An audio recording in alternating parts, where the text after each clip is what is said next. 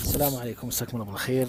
اليوم كان عندنا تصوير فقرة ميدانية بمخطط وزارة الإسكان بشمال الرياض. الصراحة الشيء اللي شفناه كان مفاجأة لنا، بوريكم إياه الآن. أول شيء سامحونا على طول السنابات، لأن بس الشيء اللي أشوفه يستاهل سنابات طويلة. الشيء اللي قاعدين تشوفونه الآن قدام الفلل هذه فلل جاهزة. هذا مشروع شمال مدينة الرياض، فلل جاهزة، كل فلة مشتغل لها مطور، تيجي أنت وتختار الفلة اللي تناسبك والمطور يشتغلها لك.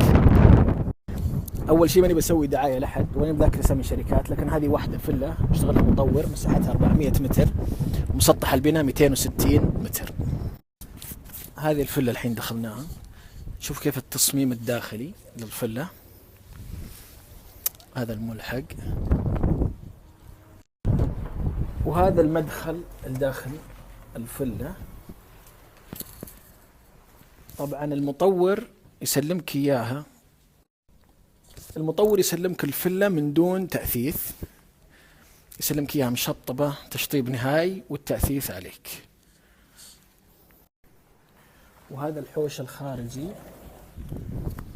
غرفة خارجية وحوش، يعني تقريبا فيها مجلس رجال ومقلط وصالة ومطبخ نظام استديو، وهناك غرفة ودور تنمية وتمكن. نطلع لفوق الدور الثاني. طبعا أنا حريص على التفاصيل عشان بعد شيء بقول لكم.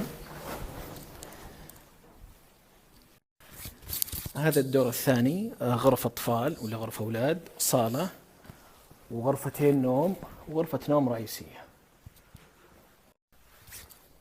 وهذه الصالة، صالة حقت الدور اللي فوق، ودرج السطح يطلع الفوق غرفة شغالة وغرفة غسيل. اللي أقصد يوم مريتكم كل التفاصيل اللي بالفلة هنا، كم تتوقعون يبيعها لك المطور من دون أثاث؟ يعني تخيل الحين زي الفلة هذه اللي شفناها تو، قيمتها 500 ألف ريال، مساحتها 400 متر مربع، ومسطح البناء 260. توقع عقدك وتستلم خلال 6 شهور.